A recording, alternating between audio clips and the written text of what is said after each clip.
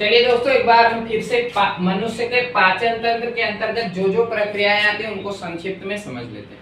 ठीक, जैसा कि हमने देखो बताया कि मनुष्य के पाचन तंत्र के अंतर्गत निम्न ये 5 प्रक्रियाएं आती है और क्रम से चलती है। मतलब कि पहले भोजन का अंतर्ग्रहण होता है, उसके बाद पाचन होता है, पाचन के बाद अवशोषण, अवशोषण के बाद स्वांगीकरण और स्वांगीकरण के बाद बहिक्षेपण की प्रक्रिया संपन्न होती है। अब आपके मन में आ रहा होगा कि ये सब प्रक्रियाएं क्या होती हैं, तो उसी को हम लोग समझेंगे एक एक करके। तो सबसे पहले हम समझ लेते हैं भोजन का अंतर्ग्रहण। और हम आपको बता दें, इनकी स्पष्ट परिभाषाएं काफी कंफ्यूज करती हैं बच्चों को। स्वांगीकरण तो सबसे ज्यादा, कि स्वांगीकरण क्या होता है, कहाँ होता है, कैसे होता है, तो हम लोग स्पष्ट परिभाषा बहुत अच्छे और सरल शब्दों में समझने वाले हैं। ठीक, तैयार?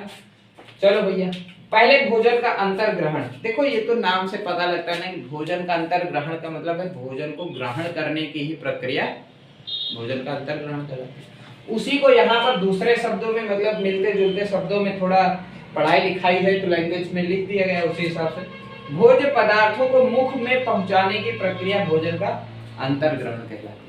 सबसे सरल है भैया, भोजन का अंतर्ग्रहण मतलब भोजन को मुख में पहुंचाने की प्रक्रिया ही क्या कहलाती है? भोजन का अंतर्ग्रहण। इंग्लिश में हम इसे इंजेक्शन बोलते हैं, इंजेक्शन, या फिर जो भी पढ़ो आप लोग। अब उसके बाद जैसे ही भोजन ग्रहण करते हैं हम लोग, मान लो मुख में ग्रहण किया, उसके बाद इसका पाचन शुरू हो जाता है। अब मन में आएगा कि पाचन क्या होता है, तो पाचन देखो क्या होता है।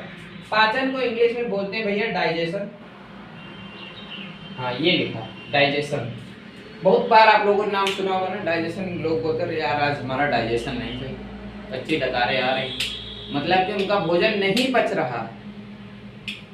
और ये पचना क्या होता है, ये देखिए, ये होता है, देखिए, ग्रहण किए गए जटिल आघूलनशील भोज्य पदार्थों को, क्योंकि जो हम लोग भोजन ग्रहण करते हैं ना वो आघूलनशील होता है। भाई चावल है पानी में थोड़ी घुलता है, रोटी है पानी में थोड़ी घुलती है, तो शरीर क्या करता है, उसको डाइजेस्ट करता है, मतलब कि उसको आघूलनशील से घुलनशील बनाता है, जिससे कि ये रक्त में जाकर के घुल सके, जल में घुल सके, तभी तो खून में जाएगा, तभी तो एनर्जी आएगी, हैं? बढ़िया सा लगेगा कि हाँ आज कुछ खाए पिए। समझ में आ रहा ना? तो पाचन सिंपली बस यही है कि अघुलनशील पदार्थों को घुलनशील पदार्थों में बदलने की प्रक्रिया को ही पाचन कहते हैं। थोड़ा सा एक दो ये बस वही चीज यहाँ पर भी लिखा, थोड़ा सा बस अंतर है। देखो, ग्रहण किए गए जटिल अघुलनशील भोज्य पदार्थों को सरल घुलनशील भोज्य पदार्थों में बदलने की प्रक्रिया पाचन कहलाती है। समझ में आ गई? आराम से, बस बहुत बढ़िया, समझ में आ गया एक बार में तो बहुत बढ़िया। अब देख लेते हैं अवशोषण। अब देखो भैया, भोजन का हो गया पाचन। पाचन का मतलब ये हुआ कि भोजन अब जल में घुलनशील हो गया, मतलब अब वो खून में घुलने के लिए तैयार हो गए। मान लो ये हमारी नसें, भोजन बढ़िया सा घुल चुका है, तो अब वो क्या होगा, अवशोषित होगा। अवशोषित का मतलब क्या होता है कि हमारी रुधिर कोशिकाओं में पहुंच जाता है, रुधिर कणिकाओं में। समझ में आ रहा? जैसे हम लोगों ने भोजन किया, भोजन पाचन हुआ, तो पाचन का मतलब अब वो अवशोषित होने के लिए तैयार, मतलब अब रुधिर में मिल सकता है, रुधिर में मिल सकता है, सीधा सीधा रुधिर में भोजन मिल सकता है। क्योंकि सेब तो मिलेगा नहीं ना भैया, सीधी बात भैया, सेब तो रुधिर में मिल नहीं जाएगा। सेब को जब हम बिल्कुल महीन कर देंगे, पानी पानी कर देंगे, तब तो वो घुल सकता है कि नहीं? तो डाइजेस्ट करके हम उसको पानी पानी कर देते हैं, घुलनशील बना देते हैं, तो वो हमारी रुधिर कोशिकाओं में, जो रुधिर की कोशिकाएं होती हैं उनमें घुल जाता है और घुल करके पूरे शरीर में पहुंचा। ये घुलने की प्रक्रिया अवशोषण कहलाती है। बस इतना पकड़ना है कि भोज्य पदार्थों का रुधिर कोशिकाओं में पहुंचने की प्रक्रिया या घुलने की प्रक्रिया को ही क्या बोलते हैं, अवशोषण बोला जाता है। एक बार यहाँ पर भी देखते, लिखे हैं तो थोड़ा देख लेते हैं, नहीं लिखने के फायदे का। चलो भैया देखो, यहाँ पर क्या लिखा, सभी खाद्य पदार्थों के पाचन के अंतिम उत्पाद आंत की अर्ध पारगम्य झिल्ली में से विसरित होकर, आप सोच लो भैया, खेला शुरू हो गया। भोजन गया आंत में, कहाँ गया, पाचन हुआ आंत में गया ना, छोटी आंत में। अर्धपारगम झिल्ली में से। अब उसकी जो झिल्लियां होती है ना, मैं आपको एक चित्र दिखाता हूँ, यहाँ पर देख रहे होगे आप लोग। चित्र में देखो ये आंत की ना दीवारें बहुत महीन, अगर आप देखेंगे तो इस तरीके से। अब इसमें रुधिर कोशिकाएं भी आपको दिख रही।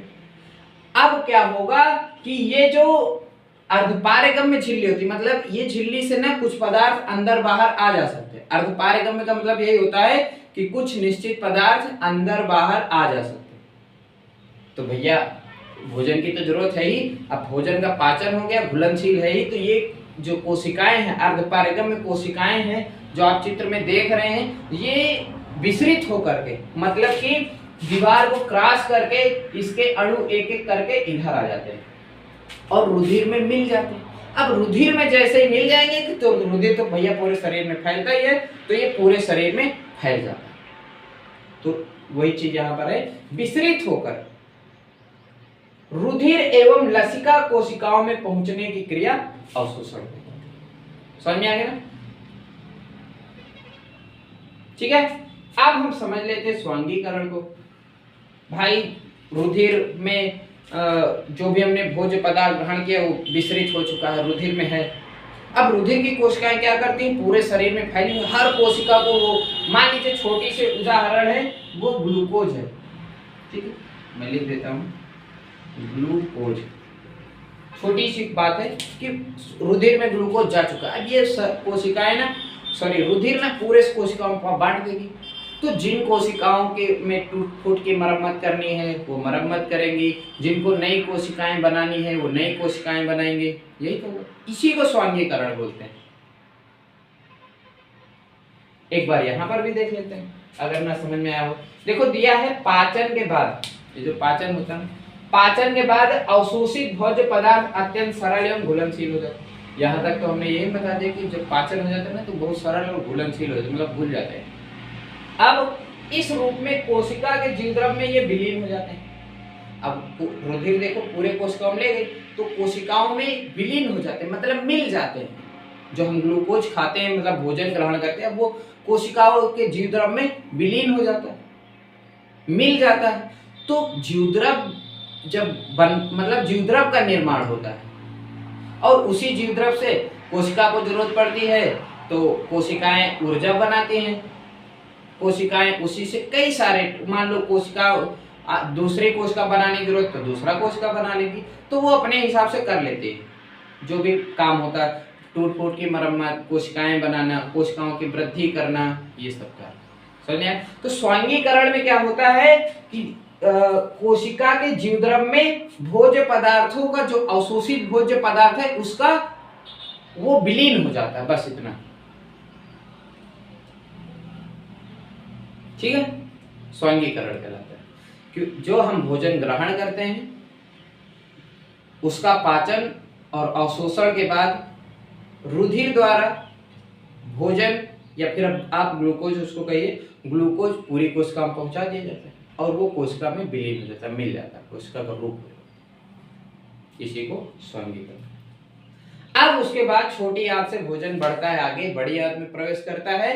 कुछ भोजन ऐसा होता है जिसका पाचन नहीं होता है कि नहीं? जैसे आप देखो टमाटर खाते हो ना आप लोग, और जब आप मल त्याग करते हो तो उसमें भी टमाटर के छिलके कई बार देखने को मिलते हैं। इसका मतलब कि टमाटर के छिलके का पाचन हम लोग नहीं कर पाते हैं, तभी तो होता है। बीज देखो, बीज देखो, बीज जैसे हम लोग खाते हैं उससे निकल, मतलब ये अपचित भोजन है, शरीर में पच नहीं रहे हैं।